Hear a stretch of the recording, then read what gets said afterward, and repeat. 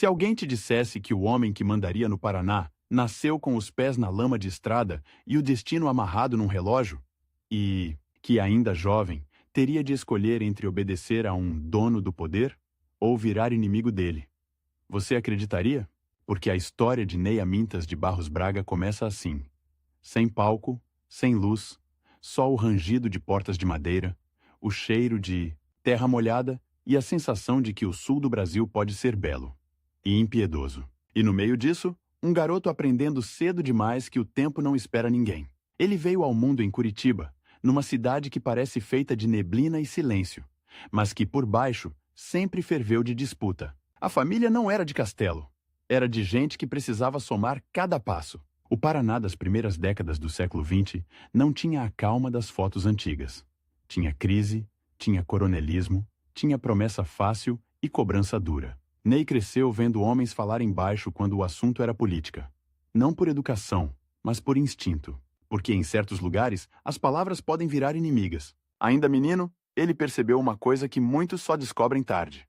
No sul, o frio não é só temperatura, é caráter. Ele molda. Obriga a planejar, a economizar, a desconfiar, a resistir. E Ney tinha essa resistência como uma segunda pele. Não era o garoto que se derramava em discurso. Era o que observava. E observar naquele Paraná era uma forma de sobrevivência. A primeira grande virada não veio com festa. Veio como escolha de estrada.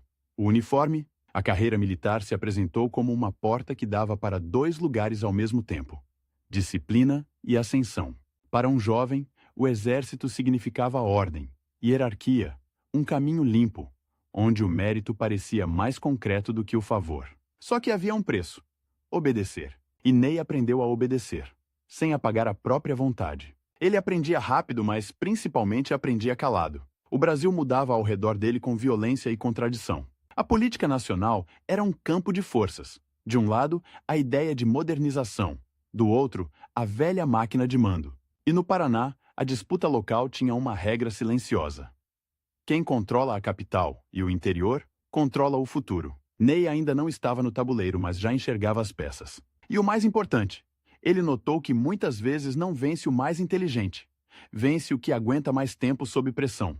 A juventude dele foi atravessada por um país que trocava de pele. Havia esperança, havia medo, havia a lembrança de revoluções recentes e a sombra do autoritarismo. A cada esquina, um cartaz. A cada conversa, uma versão. Ney, com formação militar, via a política como estratégia. E foi aí que um detalhe começou a incomodar.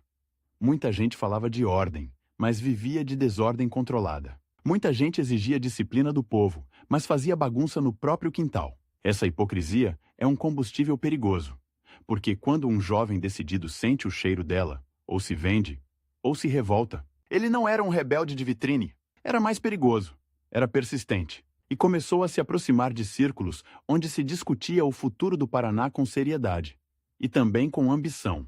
Foi nesse ambiente que ele ouviu pela primeira vez o nome que viraria o seu grande antagonista político: Moisés Lupion.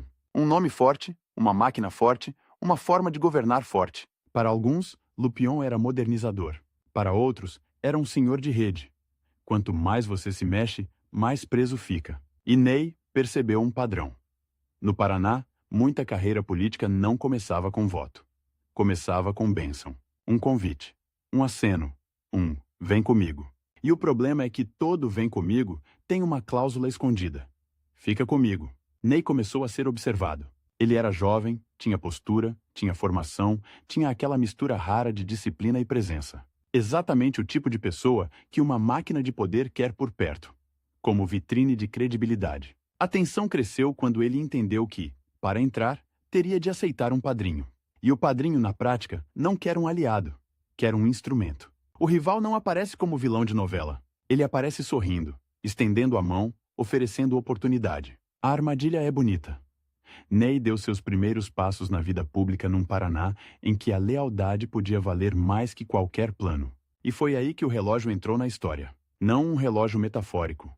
Um relógio real, com prazo, como se alguém tivesse colocado o destino dele numa mesa e dito: decide agora. Ou você não decide nunca. Surgiu uma chance de assumir uma posição que abriria portas, mas a condição era clara: alinhar-se totalmente a um grupo, e principalmente a Lupion. E o recado veio com urgência, daqueles que não admitem recusa. Havia uma janela curtíssima, coisa de dias, para aceitar o acordo. Se ele hesitasse, a vaga iria para outro, e o nome dele seria carimbado como indeciso. A pior etiqueta para quem quer sobreviver. Num ambiente de predadores, o que quase ninguém percebeu, e esse é o primeiro twist, é que Ney não estava escolhendo apenas um cargo. Ele estava escolhendo que tipo de homem seria. A política do Paraná não perdoava quem entrava sem dono, mas também engolia quem entrava com coleira. O jovem militar olhou para aquele jogo e enxergou o perigo. Se aceitasse a bênção sem pensar, ganharia uma escada, que terminaria numa parede. A decisão não foi dramática em público, foi dramática por dentro. Porque recusar significava perder o atalho e enfrentar a estrada longa, a mais cruel. Construir nome próprio, arrumar aliados sem tutela, comprar brigas desnecessárias e, pior, virar alvo de gente poderosa. E alvo, naquele tempo, não era só perder eleição. Era ter portas fechadas, verbas secas, amigos ocupados demais para atender o telefone. Era viver sob um tipo de asfixia silenciosa. Ele aceitou entrar no mundo político, mas com uma teimosia que irritava os chefes. Ney queria espaço de manobra, queria autonomia. E isso, num sistema que se alimenta de dependência, é um insulto. Com o tempo, ele começou a incomodar. Não porque fosse barulhento, mas porque não era domesticável. O segundo twist veio como um choque. Muita gente esperava que ele fosse apenas mais um quadro disciplinado, um rosto novo para vender velhas práticas. Só que Ney não se encaixou. Ele começou a criar conexões próprias, a conversar com lideranças locais, a entender o interior, a mapear a fome real das cidades, pequenas, estradas ruins, saúde precária, escola distante. Ele fazia o que parece óbvio, mas não era comum. Ouvia, e ouvir é perigoso, porque dá ao político uma coisa que a máquina odeia: informação direta, sem filtro. Enquanto isso, a sombra de Lupion crescia, e com ela, o método: cooptar, prometer, pressionar. Ney via aliados serem seduzidos e de repente mudarem de lado como quem troca de casaco. Ele assistiu a homens jurarem fidelidade e, uma semana depois, fingirem que nem o conheciam. É um espetáculo feio, mas educativo. E Ney aprendeu a regra mais dura do jogo. A política não quebra você com um golpe. Ela tenta quebrar você por desgaste, por abandono, por cansaço. Só que havia um detalhe. Ney parecia gostar do desgaste. Cada obstáculo virava treino. Cada traição virava mapa. E quanto mais ele entendia a engrenagem, mais claro ficava que, cedo ou tarde, ele e Lupion não caberiam no mesmo espaço, porque Lupion precisava de subordinados. E Ney, mesmo jovem, já carregava o tipo de ambição que não se ajoelha para sempre. A rivalidade no início era quase invisível. Era um olhar atravessado em reunião, um recado mandado por terceiros, um convite que não chegava, um apoio que sumia. E aí vem a parte mais tensa. Quando você não tem como provar que estão te sabotando, mas sente que estão. Ney precisava agir sem parecer desesperado. Precisava crescer sem acender todas as luzes. Precisava se fortalecer sem dar ao inimigo o prazer de vê-lo sangrar. E como se isso não bastasse, o tempo voltou a apertar. Surgiu uma disputa concreta, com data marcada, e ele tinha de se posicionar rápido. De um lado, a segurança de caminhar com o grupo dominante. Do outro, a incerteza de apostar em alianças novas, frágeis, e enfrentar a máquina. Era como escolher atravessar um rio em Ponte Velha ou tentar nadar no escuro. Só que havia um prazo. A decisão precisava ser tomada antes que o tabuleiro fechasse. E no Paraná, quando o tabuleiro fecha, ele fecha com cadeado. Foi nesse ponto que o menino de Curitiba, o jovem do uniforme, virou outra coisa. Um homem que aceita o risco de ser inimigo de um gigante. Ele não anunciou guerra. Ele apenas parou de se comportar como vassalo. E isso, para quem manda, é imperdoável. A máquina entendeu o recado.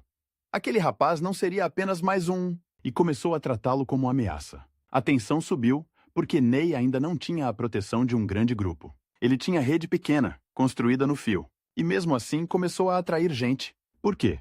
Porque muita gente estava cansada de obedecer. Muita gente queria um nome novo, mas com firmeza, com postura, com conservadorismo de valores e senso de ordem, sem a sensação de estar alugando a alma. Ney oferecia uma imagem que, naquele sul, tinha peso. A de alguém que não se vende fácil. A história dele, nessa fase, é a de um homem sendo testado por aliados, por adversários, pelo próprio medo. E é aqui que o perigo fica palpável. Quando você entra de verdade na política, você descobre que não é só sobre ideias, é sobre território, sobre quem manda em cada cidade, em cada sindicato, em cada jornal, em cada rádio. É sobre quem tem a caneta. E quem tem a coragem de enfrentar a caneta? Ney começou a ser empurrado para uma esquina. E numa esquina, só há duas opções: recuar ou avançar. Ele avançou. Não com espetáculo, mas com a frieza de quem entende o que está em jogo. Porque ele sabia. Se perdesse aquele momento, não perderia só uma chance. Perderia o futuro. E o futuro, para um político em formação, é uma coisa cruel. Ele existe apenas enquanto os outros acreditam que você pode chegar lá. Quando a poeira das primeiras decisões assentou, uma certeza ficou no ar, como geada no amanhecer. O Paraná tinha ganhado um novo jogador. E Lupion, o gigante, tinha ganhado um problema. Ney Braga ainda não era governador, ainda não era ministro, ainda não era o símbolo conservador que marcaria o Sul. Mas já era, para quem sabia enxergar, uma ameaça em crescimento. E com prazo, com pressa, com aquela urgência interna de quem sente que a vida não dá tempo de errar duas vezes o mesmo erro. Na política do Paraná, há um tipo de som que só quem viveu aquela época reconhece: o estalo seco de uma porta se fechando por dentro. Não é metáfora bonita, é aviso. E quando Ney Braga percebe que a porta começou a fechar para ele, não é num palanque. É num corredor, com gente demais olhando e ninguém dizendo nada. O prazo é brutal.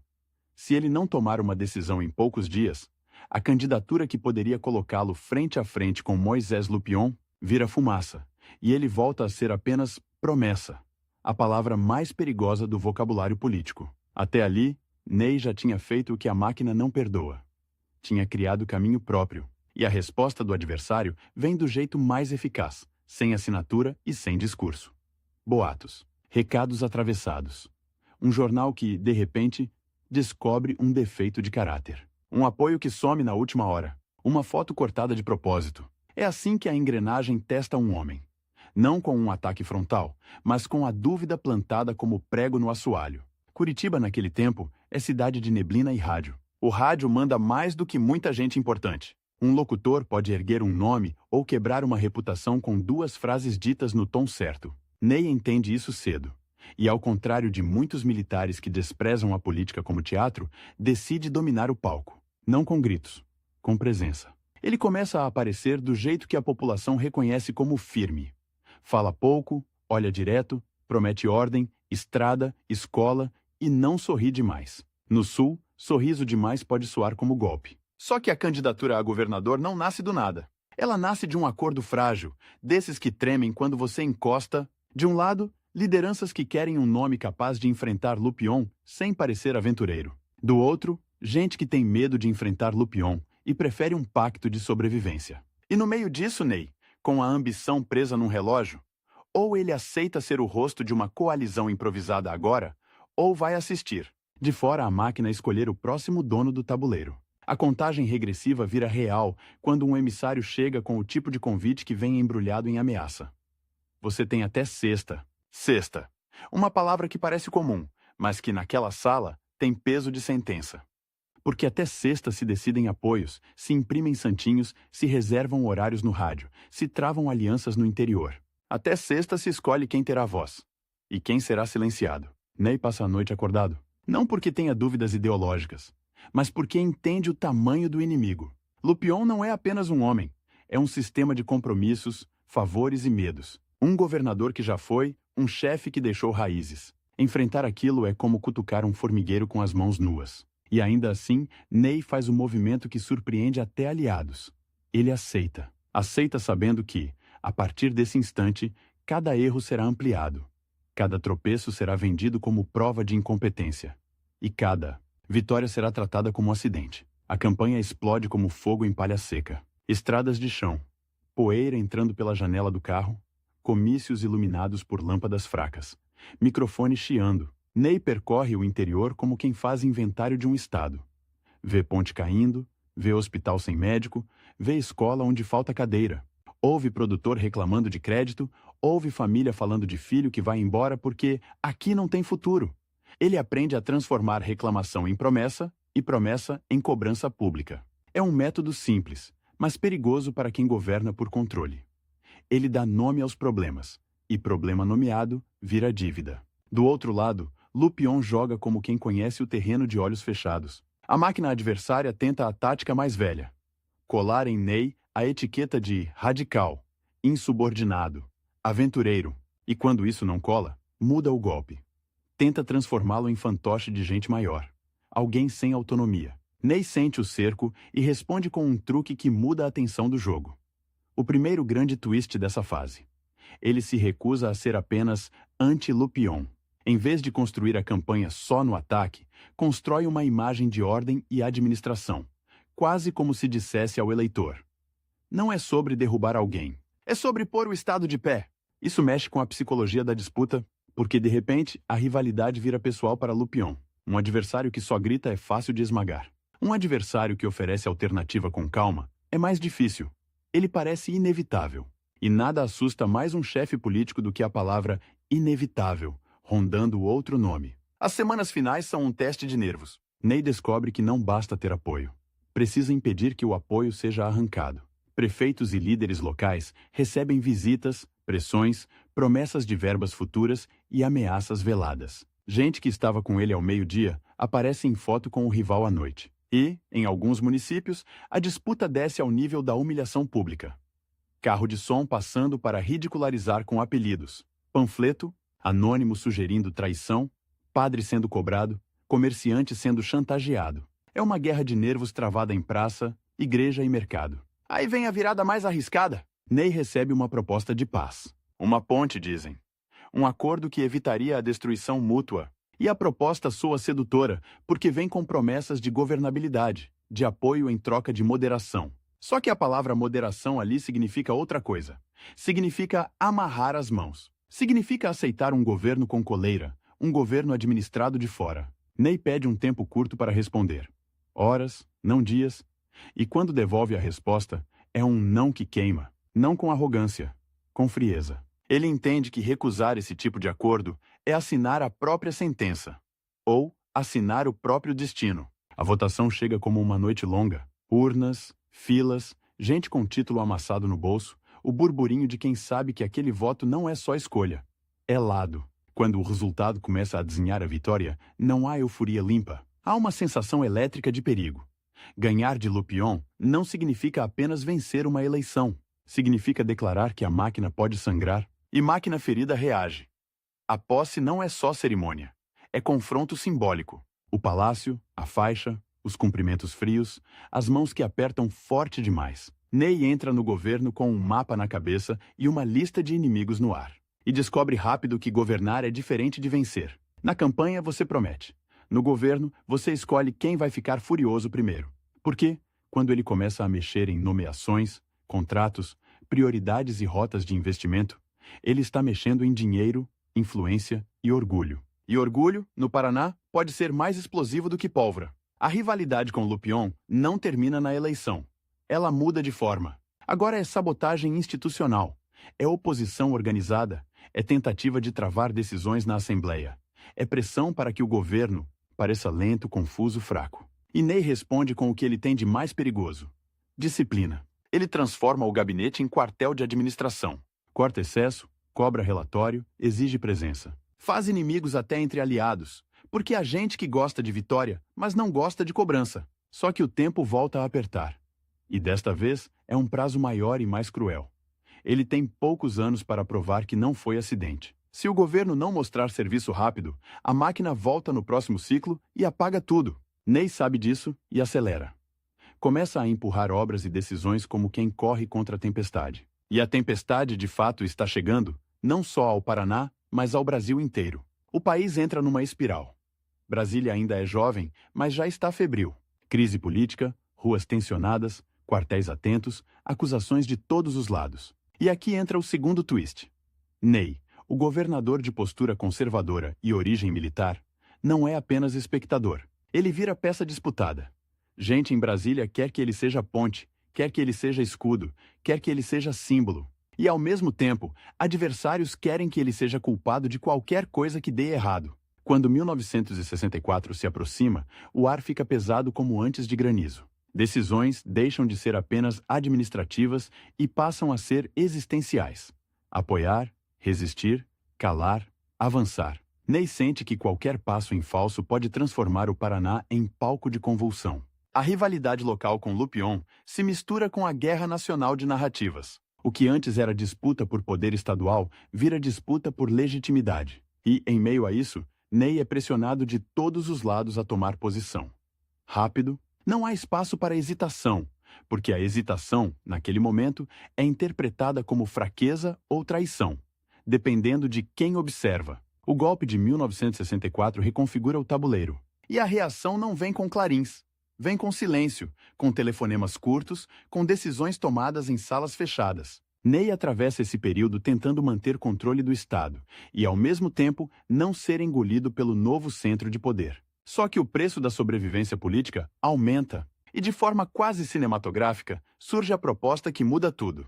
Brasília o chama. O convite para o ministério não é apenas promoção. É armadilha e oportunidade ao mesmo tempo. Se ele aceita, deixa o Paraná num momento delicado e entrega espaço para que o inimigo reorganize forças. Se recusa, pode ser carimbado como desleal no novo regime e perder o que construiu.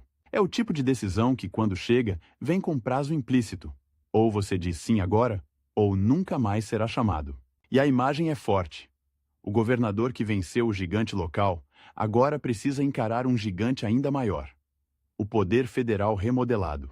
Faminto por quadros confiáveis, exigindo alinhamento e eficiência, Ney entende o recado por trás das palavras educadas.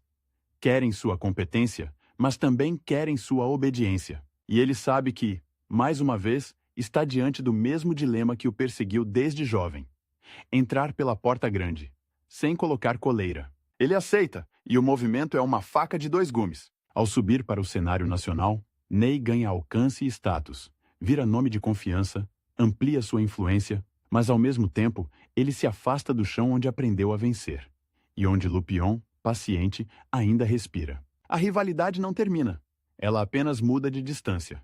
Porque enquanto Ney viaja para Brasília, o Paraná fica como um tabuleiro deixado por um instante sem a mão do jogador. E é aí que a tensão fica mais alta do que nunca. O homem que derrubou a máquina precisa provar que não foi um raio isolado. Precisa transformar vitória em permanência. Precisa voltar maior do que saiu, ou será lembrado como aquele que teve coragem. Mas não teve tempo, porque na política, o tempo não é calendário. O tempo é janela. E a janela, para Ney Braga, está aberta. Mas o vento já começou a bater, como se alguém, do lado de fora, estivesse pronto para fechar, lá com força. Brasília o recebe com sol branco e corredores que parecem não acabar. O mesmo homem que no Paraná se impunha com o silêncio, agora precisa se impor com papel. Memorandos, planilhas, pareceres. E a primeira imagem é um choque de contraste. O governador, acostumado a sentir a poeira da estrada, vira ministro num prédio onde a poeira é proibida, mas a sujeira política corre solta, invisível, por baixo das portas. Ele mal coloca a pasta sobre a mesa e já entende o recado. Ali não há tempo para aprender. Há um cronômetro. A ameaça é elegante e brutal. Ou ele entrega resultados em 90 dias, 90, ou vira um nome decorativo, útil apenas para ser fotografado e depois descartado como se nunca tivesse existido. E, em Brasília, ser descartado é pior do que perder. É desaparecer sem barulho, como se a história tivesse apagado o sujeito com uma borracha. Ney Braga assume o Ministério da Agricultura com um país que quer crescer, mas não sabe por onde sem se rasgar no meio. A comida precisa chegar barata às cidades, e o campo precisa de crédito para não quebrar. Só que crédito, naquele tempo, é uma palavra que atrai predador. Cada linha de financiamento é um banquete para grupos que vivem de intermediar favores. E é aí que o velho inimigo reaparece, mesmo a centenas de quilômetros. Moisés Lupion não está sentado no gabinete ao lado, mas está no ar, na cultura do "é assim que sempre foi", na rede de gente que se alimenta da política como quem se alimenta de sombra. Ney sente o cheiro e decide que, se a máquina quer transformá-lo num carimbo, ele vai fazer do carimbo uma arma. Ele monta uma rotina que assusta até gente dura. Chega cedo demais, sai tarde demais, pede números que ninguém quer mostrar. Manda refazer relatórios bonitos com dados reais. O ministério, acostumado a discursos, começa a ser obrigado a produzir. E isso cria seu primeiro conflito aberto em Brasília. Um tecnocrata influente, desses que falam baixo e mandam muito, tenta enquadrá-lo. Um rival novo, sem palanque e sem voto, mas com uma força perigosa. Acesso direto ao ouvido de quem manda. O tecnocrata não quer um ministro com voz própria.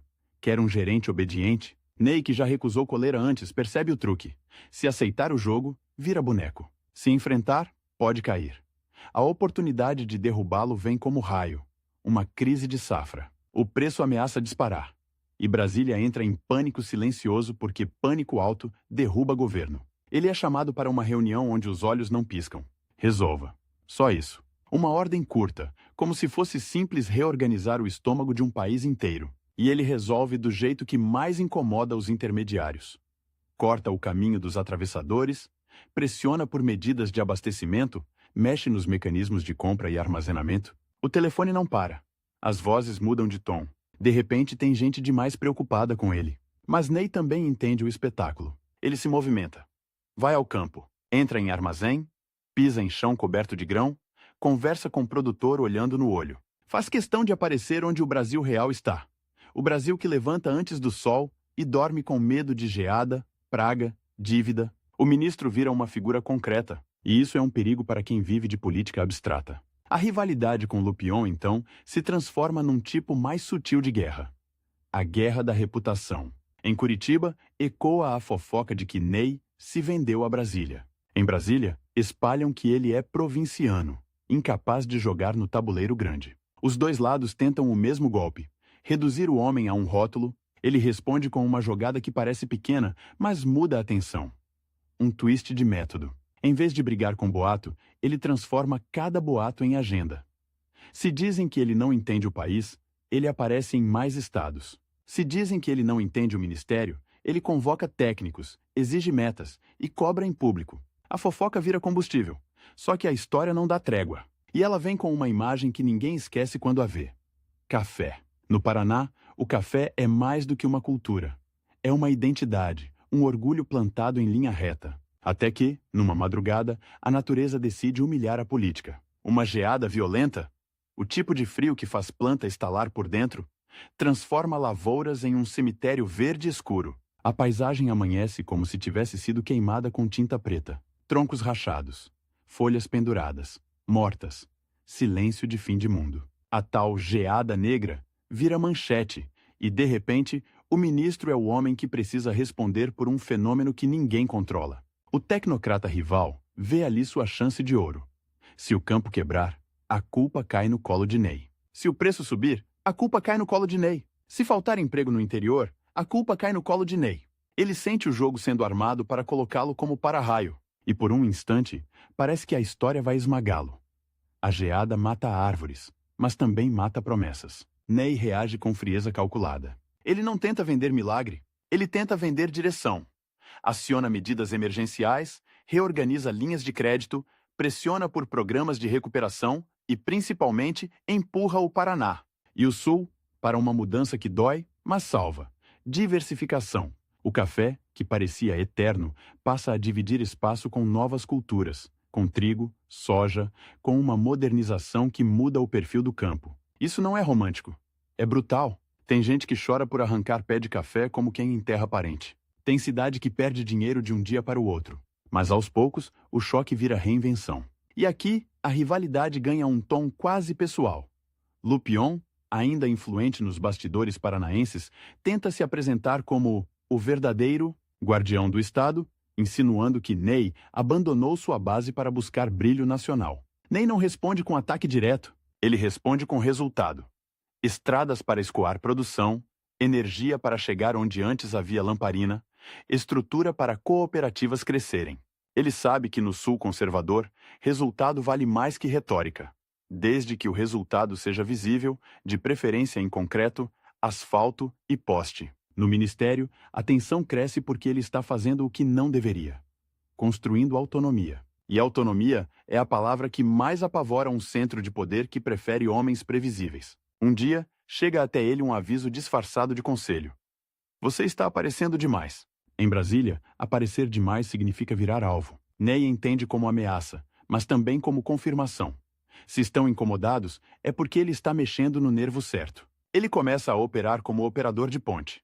Não a ponte de acordo mole, e sim de articulação dura. Conversa com governadores, com lideranças rurais, com cooperativas, com técnicos, constrói um mapa de alianças que não depende de um único padrinho. E esse é o segundo twist. O ministro que deveria ser apenas quadro do regime, vira, aos olhos do Sul, um símbolo de força regional. A liderança conservadora ganha musculatura. Ele passa a ser citado como alguém que segura a bronca, alguém que não se vende fácil. E isso é perigoso para quem preferia que ele fosse só um funcionário. Quando o convite para voltar ao Paraná começa a circular, não vem como carinho, vem como cálculo. Há quem queira que ele retorne porque o Estado precisa de um nome forte. E há quem queira que ele retorne porque, longe de Brasília, ele incomoda menos. Ney percebe o paradoxo e decide usar o movimento a seu favor. Voltar não será recuo, será retomada do tabuleiro. O Paraná que ele reencontra não é o mesmo que deixou. O mundo urbano cresce, Curitiba muda de pele, a economia se reorganiza e a política, mesmo sob controle, ferve por baixo. O relógio volta a ameaçar. Ele tem pouco tempo para entregar um Estado com cara de futuro antes que a abertura política transforme antigos aliados em adversários e antigos adversários em avalanches eleitorais. Não é um mandato longo de consolidação tranquila. É uma corrida curta, com o terreno escorregadio e um público pronto para vaiar qualquer tropeço. Ele assume com a obsessão de deixar marca concreta. A lógica é simples e cruel. Promessa não sobrevive ao próximo ciclo. Obra, às vezes, sobrevive. A energia ganha prioridade. Mais subestações, mais linhas, mais alcance. Estradas deixam de ser só traços no mapa e viram corredores de exportação. O Porto de Paranaguá, porta de saída do Estado, entra na mira.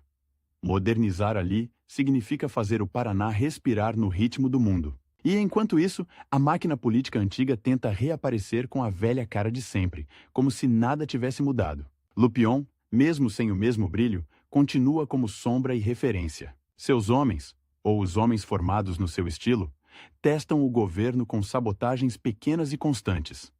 Um boato sobre licitação, uma greve estimulada por insinuações, uma votação travada por birra. Ney responde como administrador que aprendeu na guerra. Antecipa. Corta o combustível do caos. Expõe números. Acelera canteiros. Ele faz algo que parece simples, mas é raro. Transforma o governo em uma máquina de execução, não de anúncio. Só que execução custa, e custa apoio. Cada obra desloca interesse, cada nomeação mexe com vaidade, cada corte vira inimigo. A tensão sobe porque ele não está apenas governando, ele está contrariando expectativas de acomodação. Quando alguém pede jeitinho, ele entrega regra. Quando alguém pede prazo, ele entrega cobrança. Em algumas noites, o palácio parece um navio em tempestade, com telefonemas curtos e recados que chegam sem assinatura. Há dias em que o inimigo não ataca com discurso, mas com cansaço. Tenta fazer o governo errar por exaustão. E aí vem a ameaça mais perigosa, aquela que não se combate com polícia nem com obra. A narrativa, a oposição e, junto, setores que só querem espaço, tenta pintar Ney como símbolo de um tempo que está acabando. Um homem do ontem. Um conservador que não entende o novo Brasil que está nascendo. O golpe é inteligente, porque não precisa provar nada. Só precisa convencer o público de que ele está fora de época. E a coisa aperta quando um rival político mais jovem, com discurso de renovação, começa a ganhar volume e a ocupar o imaginário urbano. Ney percebe, não basta fazer. Ele precisa fazer e ser visto fazendo, sem parecer propaganda vazia. Ele escolhe um caminho arriscado. Mostrar o Estado funcionando como vitrine. Leva jornalistas a obras ainda sujas de cimento. Faz inauguração sem festa grande com poucos minutos e volta para o gabinete. De propósito. Ele quer vender a ideia de que trabalho não é teatro. E por incrível que pareça, isso cria uma estética de poder. O governante que não celebra demais porque está ocupado demais, funciona com parte do eleitorado, irrita outra parte. Mas mantém a aura de firmeza. A rivalidade, então, ganha um último nível de tensão.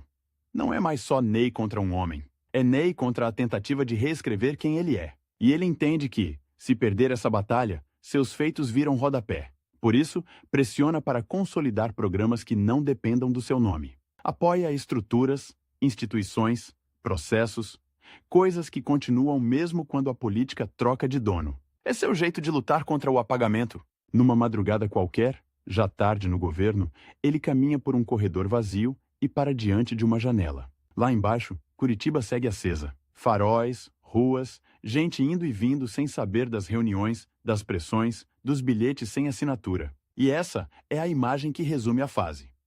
O poder é barulhento por dentro, mas o Estado precisa ser silenciosamente eficiente por fora. Ele sabe que não dá para vencer todas. Sabe que alguns inimigos ele criou para sempre. Sabe que Lupion, mesmo distante, continua como medida de comparação, como se o Paraná insistisse em perguntar: você foi melhor do que aquilo que derrubou? E ele também sabe o mais cruel, que não é a intenção que fica, é o resultado. O tempo do herói administrativo é curto. A janela está sempre fechando. Ainda assim, quando os caminhões descem carregados rumo ao porto, quando a energia chega mais longe, quando o interior encontra novas saídas depois da geada que parecia sentença, há um tipo de vitória que não aparece em fotografia de gabinete. É a vitória que se mede no fluxo. Mercadoria que circula, cidade que respira, campo que se reinventa e, enquanto a política nacional esquenta e o Brasil se prepara para mudar de pele outra vez, Ney Braga carrega uma certeza silenciosa, quase teimosa. Se o futuro vai julgar seu nome, ele prefere que o julgamento encontre coisas em pé, e não apenas discursos no vento. O contraste é cruel. O homem que aprendeu a mandar com obras e silêncio descobre que, na democracia que chega, o poder mais perigoso não é o que grita, é o que apaga. E apagar um nome é mais fácil do que derrubar um governo. Basta o tempo, uma manchete bem colocada e um rival com fome. Quando Ney Braga deixa o palácio, não há explosão, não há queda cinematográfica. Há uma porta que se fecha e um corredor comprido demais. Por fora, ele ainda parece o mesmo. Postura reta, olhar de quem mede a sala antes de falar. Por dentro, ele ouve o tic-tac de um relógio novo. Não é mais o cronômetro de 90 dias do ministério, nem o prazo curto de um mandato. Agora é pior. É o prazo do país. A abertura política acelera. Os partidos trocam de nome como quem troca de casaco. Os velhos aliados se reinventam. E o que era força, vira culpa em questão de semanas. Ele entende antes de muitos. O Brasil vai começar a cobrar biografias, e quando o país faz isso, não pergunta o que você fez, pergunta por que você fez. Ney sente o terreno sob os pés mudar de textura. O mesmo gesto que antes parecia eficiência passa a ser chamado de rigidez. A mesma disciplina que antes dava ordem passa a ser lida como nostalgia de um tempo duro. E aí surge a nova ameaça. A guerra não será por cargos, será por memória. Ele volta a Brasília como senador. Mas a sensação é de retornar a um campo minado com mapa desatualizado. O plenário tem outro som. Há mais vozes, mais holofotes, mais vaidade em voz alta. E no meio disso, um competidor cresce como vento em avenida. Um paranaense mais jovem, de discurso afiado, que domina microfones e entende a força da narrativa urbana. Um rival que não precisa derrotar Ney em votação, só precisa transformar Ney num personagem antigo.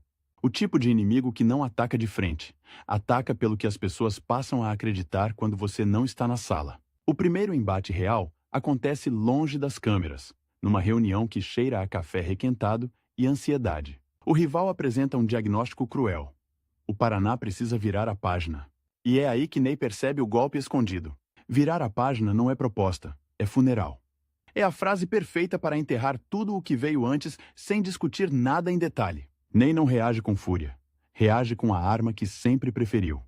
Controle. Ele exige números, desmonta generalizações, puxa fatos para o chão, só que ao fazer isso, descobre outro perigo. Fatos não vencem sozinho quando o público quer história. A tensão sobe quando começa a costura para a Constituinte, e depois para o novo desenho do país. Em Brasília, cada grupo tenta comprar o futuro com uma caneta. E Ney, conservador do Sul, vira alvo dos dois lados. Para uns, ele é o duro. Para outros, é o útil. O homem com rede, capaz de abrir portas. É aí que a urgência pessoal entra como lâmina. O corpo dá sinais. Uma internação rápida, um exame repetido, um médico que olha mais sério do que deveria. Ninguém anuncia, mas o recado chega.